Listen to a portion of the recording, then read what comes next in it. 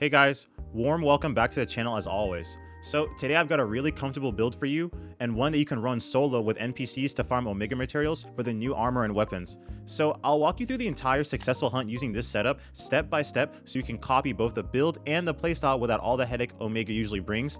And this is also just the start of a long series of walkthroughs where I'll cover farming Omega and Savage Omega comfortably using different weapons. So, think of it as a first entry point into farming without stress. Alright guys, so we're going to be using the strongest light bowgun in the game, which is the Rebel Cannon. This is a spread light bowgun and the whole purpose of this build is very simple. You are the main damage dealer. So with this setup, you'll be pumping out some of the highest DPS in the game and your job is to survive and deal as much damage as possible. That's it. And here's the trick. This build actually works better with NPCs than with random players. But why? Well, the reason is because your damage output is more than enough to carry the entire quest and speedrun it. Plus, when the NPCs faint, you don't lose a card, meaning that all 3 lives are yours to work with. Now, let's talk about who you want backing you up, because your NPC team's job is to take aggro and buff you. So first, we have a Lance user. This is the best tank in the game. Lance NPCs can soak up hits and keep Omega off you. Next is a Hunting Horn user. This is a top tier support and has the best support abilities in the game. They'll heal you, buff you, and keep your sustain high. And the next third slot is flexible. But for me, I was using a hammer main mainly because I want the exhaust and I want the stun damage. But I recommend another defensive option like sword and shield. Avoid bringing DPS heavy NPCs like heavy bowgun because you don't need more damage. You need survival and distraction. But even though this build has an evasion skill and evasion window to help you dodge, you need to remember one rule, please. Never, ever get aggressive if Omega is targeting you. If Omega locks onto you, your number one priority is survival. Survival. Run, roll, reposition, whatever you have to do until Omega's attention shifts back to your NPCs. You can't deal damage if you're carded, so always think survival first, DPS second. I promise you, the only thing stopping you from speedrunning Omega and forgetting about all the headache is your mindset when you are using this loadout. So I'll give you just one more example before we start with the actual hunt. So if you've ever played League of Legends before, this playstyle will feel very familiar to you. Think of yourself as an attack damage carry if you've ever played that role before, and then you're going to understand exactly what I'm talking about. You're squishy, you're built for pure damage, and your entire kit revolves around maximizing damage. Your defense comes from playing at range and letting your team protect you. The same applies here. Your NPCs are your front line. Your tanks and your healers are your front line. Your job is to stay alive and pump out consistent damage when the enemy is not targeting you. Because like in League of Legends, a dead carry does 0 damage. Alright, now let's actually get to the walkthrough and the tutorial for the hunt. So at the start of the hunt, at the very beginning, you want to first set up your SOS signal and launch it. So for this run, I'm using Elisa, Kai, and Olivia because that grants me a Lance user for blocking, a Hunting Horn user for healing and buffs, and a Hammer user for stunning and exhausting damage, which gives me a mix of tanking, sustain, and disruption, which is everything that you need so you can focus on pure DPS. And then after you get your SOS flare and get your support team going, make sure before engaging Omega, you consume every buff you can get your hands on. Use your demon powder, your adamant seed, immunizers, everything. Drink everything you possibly can to buff yourself. Think of all the stacking you're doing as temporary stats that can help you deal even more damage and just get as much as you can. And on top of that, one more key detail is to make sure that you equip your throwing knives so you can actually use them to pop Omega's arms whenever you're on your sacred. So this is something that my audience pointed out, which I'm very thankful for. Very intelligent people that could really notice a lot of nuances that I honestly would not be able to do on my own. And it's super important to utilize every skill that you can. Alright, so as soon as the battle starts, make sure you activate rapid fire mode. And one quick note here is that you want to avoid using burst step at all costs. So I actually misinput it here and I make that move by mistake, but luckily I didn't get punished. But just know that in this matchup, burst step is something that you never want to do. And just here's a quick mini tutorial on how to handle movement with Rebel Cannon. Because whenever you're in basically rapid fire mode, your normal sidestep actually turns into burst step. So it's a flashy move and it's really cool, that Matrix animation. But it leaves you open, and against Omega, it's easily punishable. So here's a trick. After you fire a shot, quickly release your aim, so stop aiming, and then press X. So that guarantees a sidestep instead of burst step. If you keep aiming while you press X, you'll trigger a burst step, which is exactly what you want to avoid in this fight.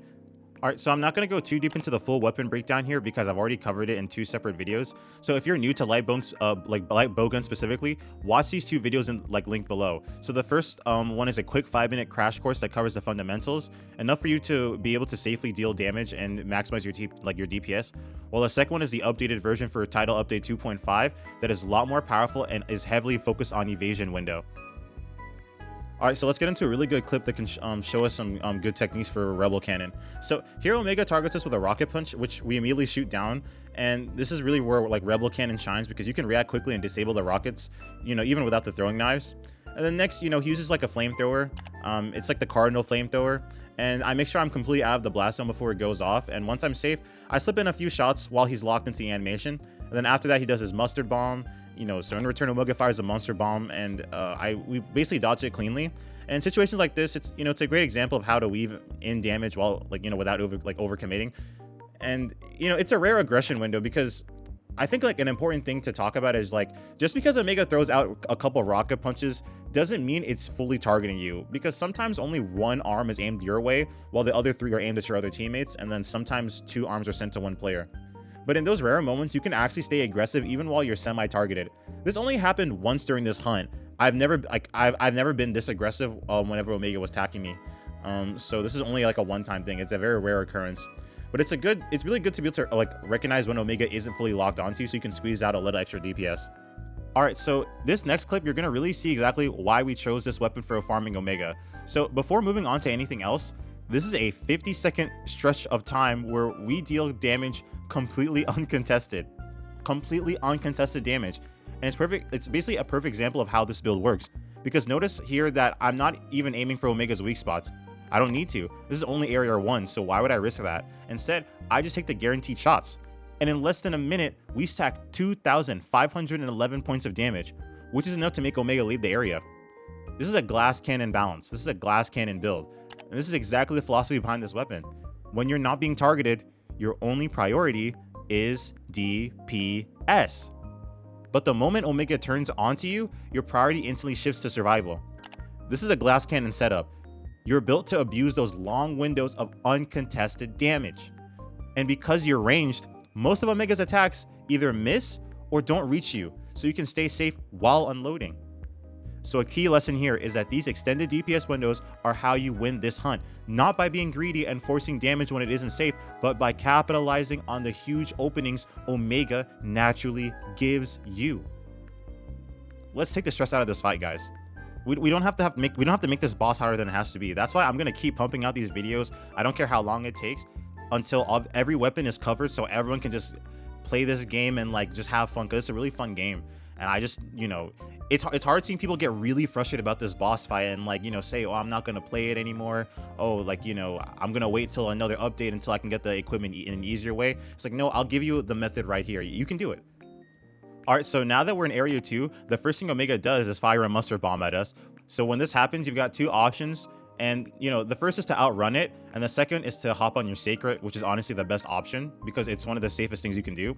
And right after that, he follows up with Rocket Fist, and you just shoot them down with the Rebel Cannon, or if needed, if you're on the Sacred, just use your throwing knives to shoot them down.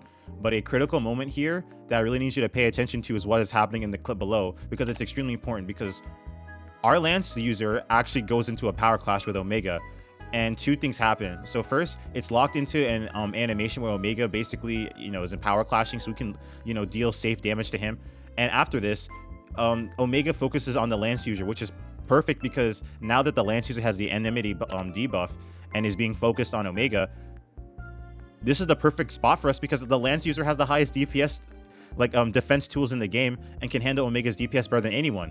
So this is an aggression window, and here's the real payoff. Because Omega is locked onto our Lance NPC, we can move right in front of Omega and go aggressive. So for almost 40 straight seconds, we are landing uncontested spread ammo right on the weak spot. And I want to remind you, this is spread ammo. This is the strongest bowgun ammo type with critical boost level 5, plus weakness exploit level 5, maximum might level 3, latent power level 5. This is a lot of DPS in a short window, and this is why the Rebel Cannon is the best pick for farming Omega right now. Alright, so next up is Omega's Laser Beam, and this move is absolutely no joke because you have 0 defense options against it with light bowgun. You cannot guard it, you cannot stalwart guard it, and while you might technically be able to evade it with evasion window, it is very risky. It is not worth it. The one real counter is positioning. Either hop on your Sacred and run to Omega's side, or if you're already in a good spot, just run straight out of the beam's sight and head to basically head to Omega's side. So the good news is that once the beam is over, you usually get a short window to Omega's weak point. And this is a great time to sneak out some free damage. Another thing too is that here is where you can layer on some extra strategy, because with adhesive ammo, whenever you shoot it, it marks that area of Omega as a weak, it's basically like a weak point. And if your team keeps hitting that same spot, the adhesive will eventually explode for huge bonus damage. And what's really amazing about this is that your NPC allies can also trigger it. So if you place the adhesive shots on Omega's head or another area your team consistently attacks, you'll get extra explosions without even needing to focus it yourself. Alright, so whenever we enter into Area 3 where Nursilla spawns, the first thing you want to do is put on your Evasion Mantle immediately, or your Rocksteady Mantle if you want to go that way. So if you're going the Evasion Mantle route, this part of the fight is very mechanically heavy, and honestly, it's the hardest section in the entire quest, because I can't teach you the tech for dodge windows, because that's something you have to practice and feel for yourself. What I can do is slow down the clip for my, of my run, so you can basically actually see like how the dodge happens when I did the animation and all that. So the main idea is simple, because whenever Nursilla throws out a hitbox, roll early before the attack connects, and because you have evade window stacked on top of Evasion Mantle, you'll get a huge window to roll through, you'll be able to like roll through those attacks. But if you don't want to risk evasion window, then you can use your Rocksteady Mantle again. But before I talk about Rocksteady Mantle, I want to talk about the mantle management in general.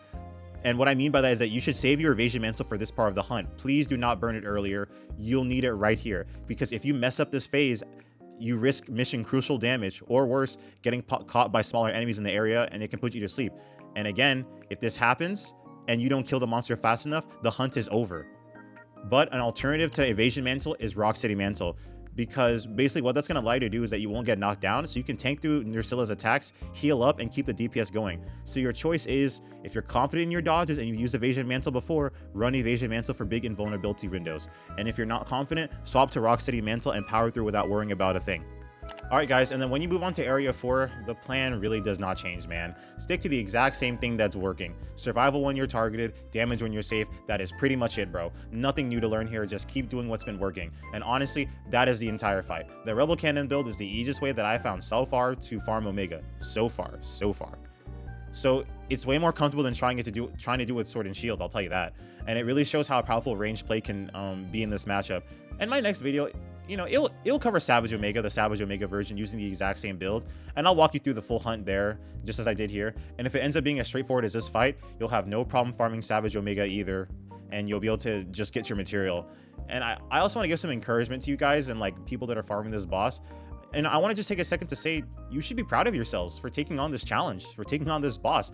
Capcom was not holding back anything with this boss, and Omega's tough. And it can feel really frustrating at times. If you're struggling, don't burn yourself out. Take a break, step away, watch some TV, take a walk, come back the next day refreshed. When you go to sleep, some of the movesets will kind of marinate in your brain and you'll have an easier time. You'll pick up the timings and flow much faster that way. You can do it. But before I hop off, here's the build. So here's the equipment, decorations, and everything that I've used for this build. Feel free to copy it exactly and then mirror the playstyle that I showed you in the hunt. On a note with the talisman though, if you don't have the same talisman that I'm using, don't worry, just drop a comment below and we'll figure something out for a good replacement that works with your setup. All right, so that's really it. My time's up. Thanks again for watching, and take care of yourselves, guys. Enjoy yourselves.